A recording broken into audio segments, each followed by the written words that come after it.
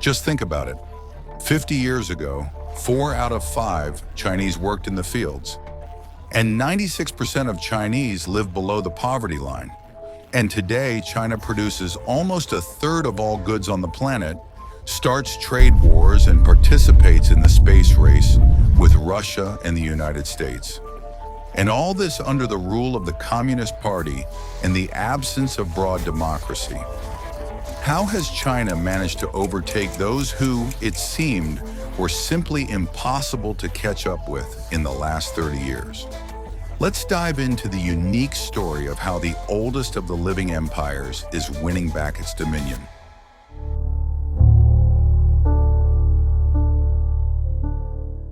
This map shows where the world's oldest civilizations originated. The earliest known to us, Mesopotamia, appeared about 6,000 years ago on the territory of modern Iraq. 1,000 years later, the Arab civilization arose on the territory of modern Pakistan, and in northern Africa, the Egyptian one, where the pharaohs built themselves monumental tombs.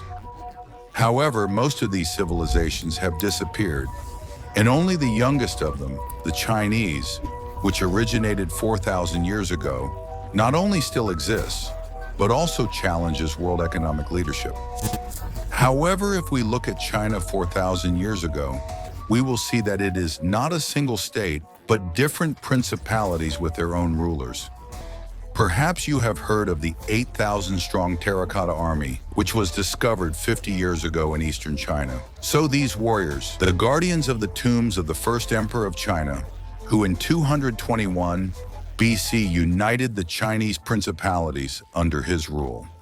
From that time on, the territory of the Chinese Empire grows and trades with other peoples of Asia, which leads to the emergence of trade through the Great Silk Road.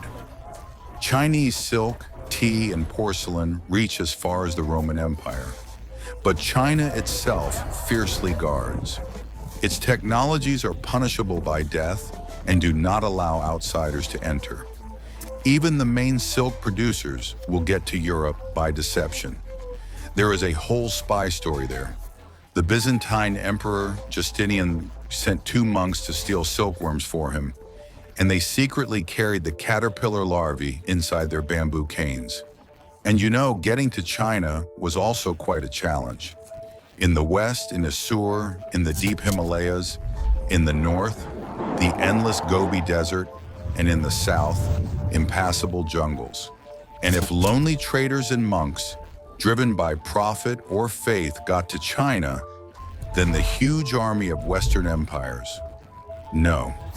Thanks to this, China for centuries had a natural monopoly on unique goods, valuable throughout the world. In such conditions of isolation, a unique idea was formed: Celestial Empire, according to which China is the center of the world, and everything beyond its borders was considered chaotic, wild, and barbaric.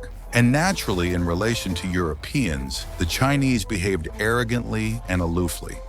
But the world order began to change when in the 16th century Vasco da Gama explored the sea route to India, which was located very close to the shores of China. One after another, the Portuguese, Spaniards, Dutch, and then, of course, the British sailed to the southern port of China, the city of Guangzhou, in search of new markets.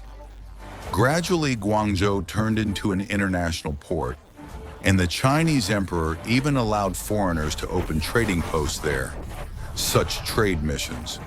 However, Europeans were not allowed deep into the continent. They were not allowed to settle in China and bring their families here. And also, China agreed to trade only in silver.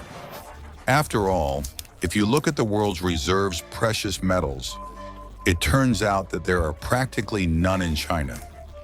Here, look at the statistics of silver mining for the 16th and 19th centuries. During this time, about 80% of all silver in the world was mined in America, namely in the territory of modern Mexico, Peru, and Bolivia. And by the way, it was precisely because of the shortage of precious metals in the Celestial Empire that back in the 12th century, earlier than anywhere else, paper money was invented.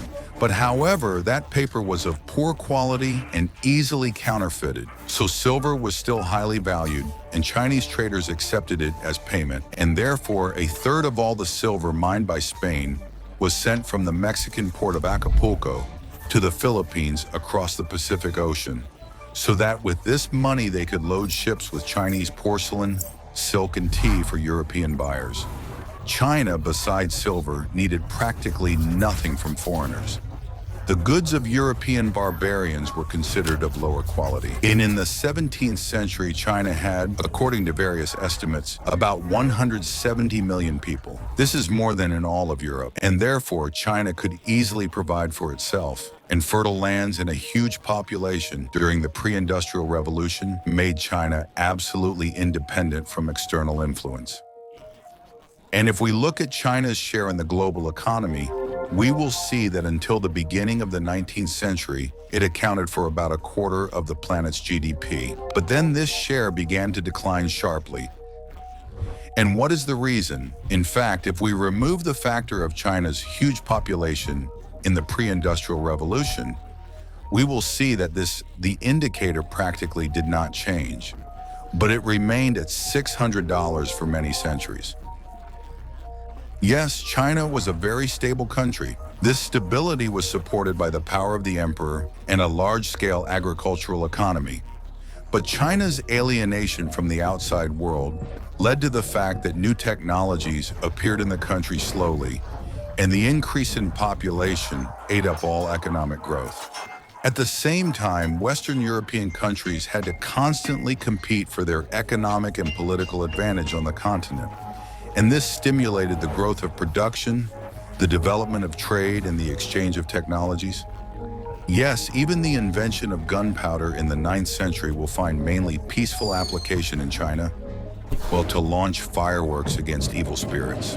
But when this technology reaches Europe by the 13th century, it will be improved. It will essentially change the course of history. The Europeans will compete with each other in the quality and mass production of guns, in the range of a bullet and its lethality. And the strength of an army will be determined by its firepower. And this arms race will then help Western European countries conquer colonies around the world. And on their resources and slave labor, the European economy will begin to grow very quickly. The leader in this arms race will be Great Britain, which will launch factories for the mass production of rifles and lay the foundations of the Industrial Revolution. And it is precisely Britain that will bring the once powerful China to its knees and will become the cause of the decline of its economy.